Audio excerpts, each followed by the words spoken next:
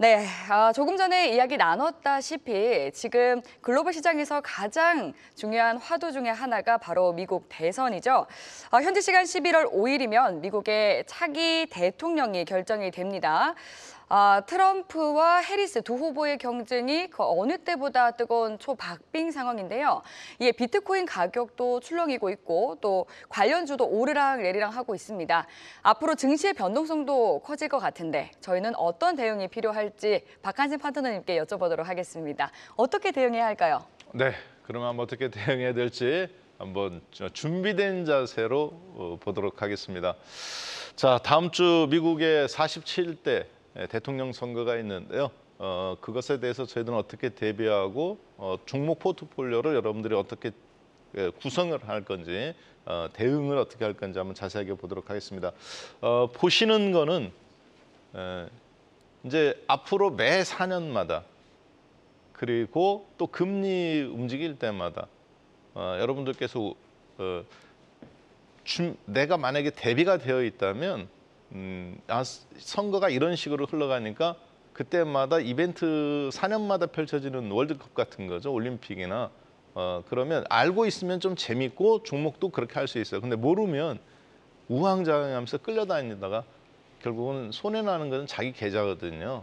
그러니까 지금 이것을 통해서 이번에 저런 제도를 대비하고 저렇게 한국에는 영향을 미치는구나. 업종에 저렇게 영향을 미치는구나. 이렇게 보셨으면 좋겠어요. 자, 미국 시장에서 이제 하나는 ABC 방송에서 여론조사를 한 거고요. 하나는 CBS에서 여론조사를 한 겁니다.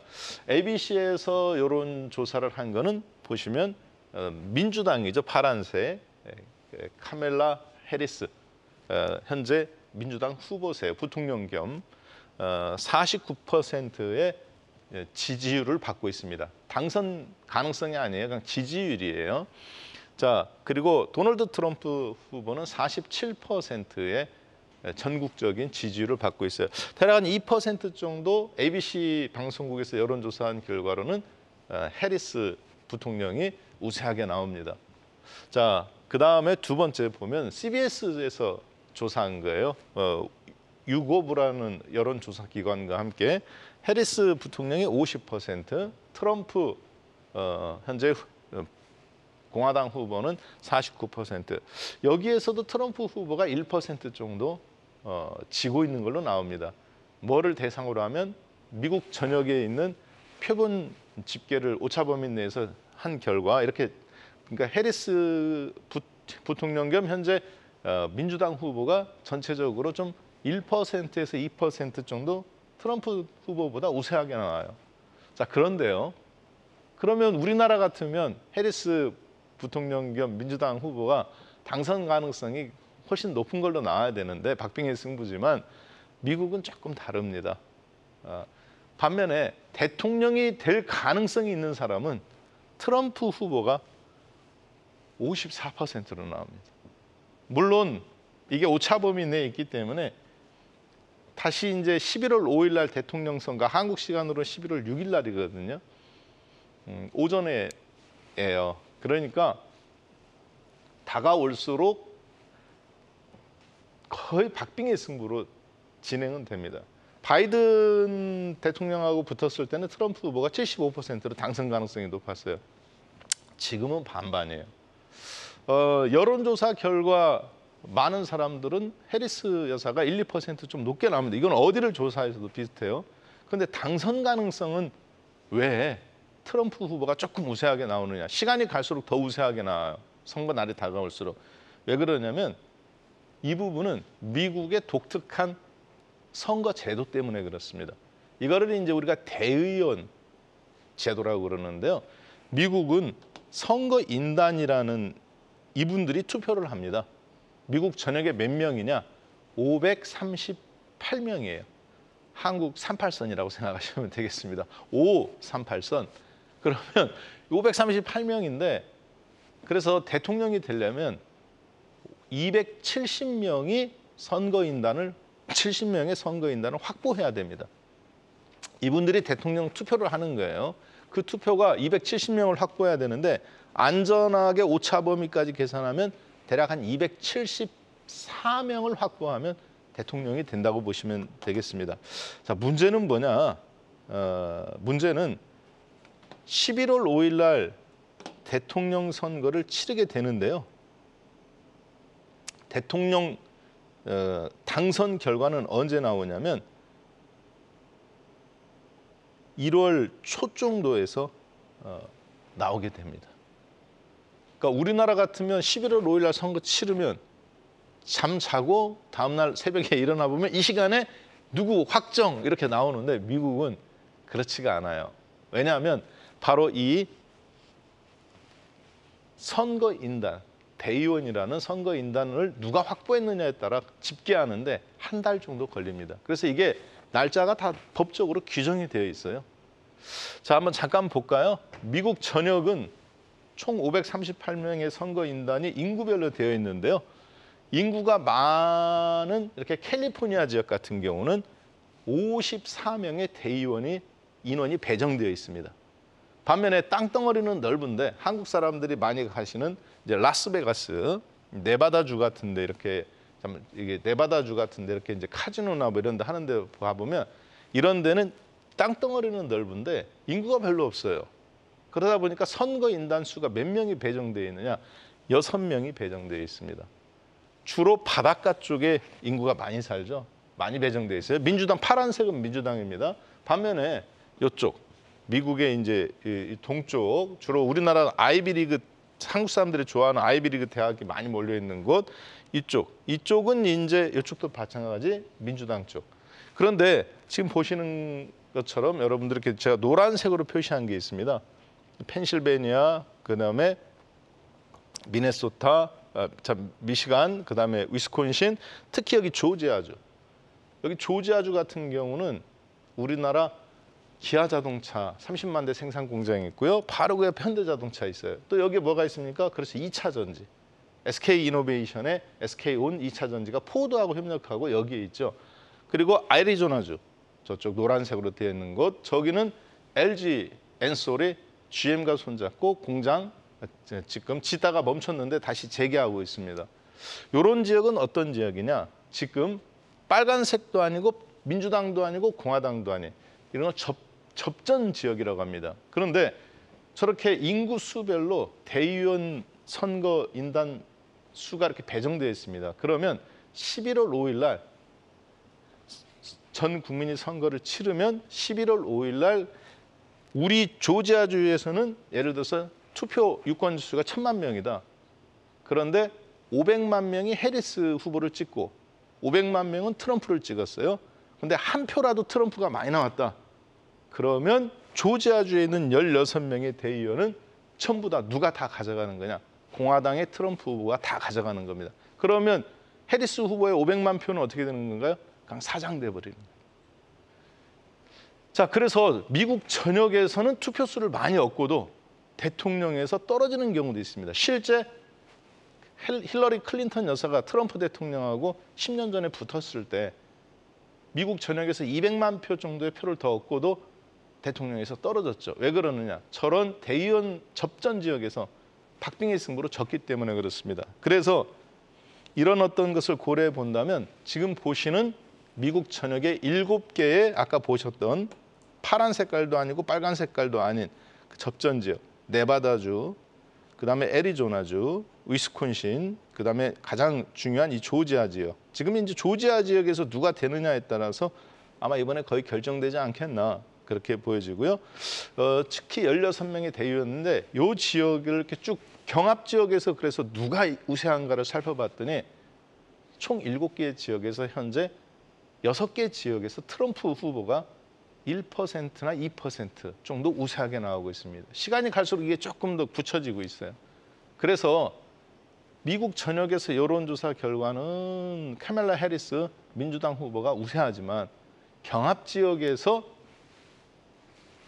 트럼프 후보가 좀 더 우세하게 나오고 있기 때문에 당선 가능성은 현재 실시간으로 미국은 이제 도박 사이트가 있잖아요. 거기에서 제가 어제 본 결과는 61.5%로 이 트럼프 후보한테 당선 가능성이 있다고 배팅이 되고 있는 걸로 그렇게 나오더라고요. 이렇게 계속 실시간으로 나오는데 그래서 어떻게 보면 주식하시는 분들은 우리는 비트코인과 트럼프 후보 관련주에 베팅을 하는 거고, 그리고 이제 그쪽 합법적으로 된 한국 로또처럼 이렇게 베팅하는 거는 도박 사이트에서는 트럼프 후보한테 62% 가까이 베팅을 하고 있더라. 문제는 저런 결과 때문에 어떤 게 발생하냐면 시간에 한 달 정도의 혼선이 발생합니다. 이게 예를 들어서 투표 결과 트럼프 후보가 우세하게 확 나온다든가 아니면 해리스 후보가 우세하게 나오면 괜찮은데 둘이 거의 박빙의 승부가 될 때는 어떤 문제가 발생하느냐, 약간 이런 문제가 발생해요. 예전에 바이든 후보하고 트럼프 후보하고 4년 전에 실제 있었던 일을 가지고 제가 그대로 말씀을 드릴게요. 11월 5일 날 똑같이 선거를 했습니다. 자, 그런데 선거를 하고 나서 각 주에 누가 승리를 했는지 이제 집계를 해요, 각 주별로. 그런데 결과가 대략적으로 한 달 정도 법적으로 시간이 주어집니다. 그래서 투표하고 나서 12월 14일 당시로서는 한 달 10일 정도 지난 다음에 선거인단들이 우리 주에서는 트럼프가 확실히 됐어. 재검도 해보고 뭣도 해보고 다 부재자 투표까지 점검해보고, 그래서 우리 주 16표는 조지아주 16표는 트럼프 후보한테 다 표가 갔어. 네바다주 6표는 바이든 후보한테 갔어. 다 집계가 이제 끝납니다. 그러면 각 주별로 자기 12월 14일 날 선거인단들이 자기네들이 마음대로 투표하는 게 아니라 그 주에 주민들이 정한 11월 5일 날 투표한 걸 가지고 후보한테 형식적이지만 투표를 던져버리는 겁니다. 투표를 하는 거죠. 그게 총 538표예요. 그리고 그중에서 270표 정도의 선거인단이 확보가 되면 그 사람이 이제 1월 6일 날 상하 의원들이 모인 곳에서 투표함이 개봉돼서 네가 대통령이다 이렇게 공식적으로 선언을 하는 겁니다. 자, 문제는요. 그리고 1월 20일경에 대통령이 이제 성경에 손 얹고 선서를 하는 거예요. 자, 그럼 주식을 하는 우리들한테는 문제가 뭐가 발생하겠습니까? 누군가 확정적으로 되면 되는데 해리스 후보도 아니고 바이든 후보도 아니고 박빙의 승부야. 그러면 조지아주에서 표 한 번 개표될 때까지 11월 5일부터 12월 예를 들어서 20일까지 사람들이 벌벌 떠는 거예요. 이번에는 며칠이냐 이게 12월 17일 날 선거인단들이 투표를 합니다. 그러면 11월 5일 날 전 국민 투표를 하고요. 선거인단들이 투표를 하는 시기는 12월 17일이에요. 이번에는 한국 시간으로는 18일 날. 그러면 이거 한 달 10일 정도의 기간 동안에 박빙의 승부기 때문에 뭐 확정적으로 정해진 거의 공화당 후보가 우세한 텍사스주 같은 경우는 뭐 상관없겠죠. 그런데 애리조나주, 위스콘신주, 네바다주, 미시간주 이런 주에서 하나씩 박빙의 승부가 있다는 아까 경합적 7군데에서 이게 투표함이 열릴 때마다 해리스가 좀 우세하게 나왔다. 그러면 2차 전지가 한국에서는 폭등하고 그다음에 또 트럼프가 저쪽에서 우세하게 나왔다. 그러면 방산 관련주라든가 대북 정책 관련주가 또 급등 나오고 이쪽은 죽고 계속 이런 현상이 한 달 동안 시속 게임이 계속 펼쳐질 수가 있습니다. 그러다가 워낙 박빙의 승부 속에서 또 변수들이 살짝 있거든요. 투표함을 개봉을 보류시킨다든가 그러면 예전에 엘고 부통령하고 조지 부시 대통령하고 붙었을 때 그때는 미국은 플로리다주가 당시 30표 정도가 있었는데 투표함을 개봉하지 않았습니다. 우리가 따지면 좀 이상한 일인데 개봉하지 않고 엘고가 미국의 분열을 방지하기 위해서 내가 패배 인정하겠다 하고 투표함이 오픈되지 않은 상태에서 그 오픈됐으면 엘고 부통령이 대통령이 될 수도 있었거든요. 그런데 그때 당시 그런 결정도 있었어요. 그때 주식시장이 굉장히 혼란스러웠습니다. 이제는 더하죠. 왜냐하면 유튜브라든가 실시간으로 저희들도 베팅을 할 수 있기 때문에 한국 주식이나 미국 주식에 대해서 그래서 국내 주식시장도 미국 선거로부터 자유롭지 않다. 자, 그러면 주식에는 어떻게 되는지 한번 간단하게 포인트 있게 한번 잠깐 보겠습니다. 가장 먼저 국내 시장에 그럼 어떤 영향을 미칠 것인가 봤을 때는 첫 번째로 바로 반도체라고 보여져요. 칩스법이죠. 반도체와 2차 전지 IRA 법안. 이거는 트럼프 후보든 해리스 후보든 큰 차이가 없다고 보여집니다. 반면에 2차 전지에 대한 부분은 확실하게 좀 차이가 나죠. 트럼프 후보는 IRA 법안에 의한 2차 전지 보조금 7,500달러에 대해서 아예 축소하거나 아예 폐지할 가능성이 있다고 보여져요. 그리고 해리스 후보는 2차 전지 보조금을 유지해가면서 반대급부로 신재생 에너지까지 보조금을 더 확대시키는 산업을 인프라를 확대시키는 그런 전략을 구사하고 있습니다. 그러니까 트럼프 후보가 된다면 2차 전지 관련주들은 약간 올라갔다가 두들겨 맞는다든가 혼선을 좀 벌일 가능성이 있겠죠. 그다음에 국내 증시에 가장 큰 영향을 미칠 것으로 보여지는 부분은 바로 이 북한 핵 관련 문제입니다. 트럼프 후보는 주한미군 방위비를 한국이 더 내야 된다. 이거죠. 반면 해리스 후보는 현 상태 유지라고 보시면 됩니다. 문제는 주한미군이 만약에 철수하게 된다면 국내 주식시장에 상당한 압박으로 보여져요. 그래서 아까 우리 맨 처음에 서두의 앵커님께서도 한국 증시만 국제사회에서 4% 떨어지고 다른 나라들은 신고점이나 4% 올라갔는데 아시아는도 왜 이런 현상이 나느냐 이렇게 코멘트를 던져주셨는데요.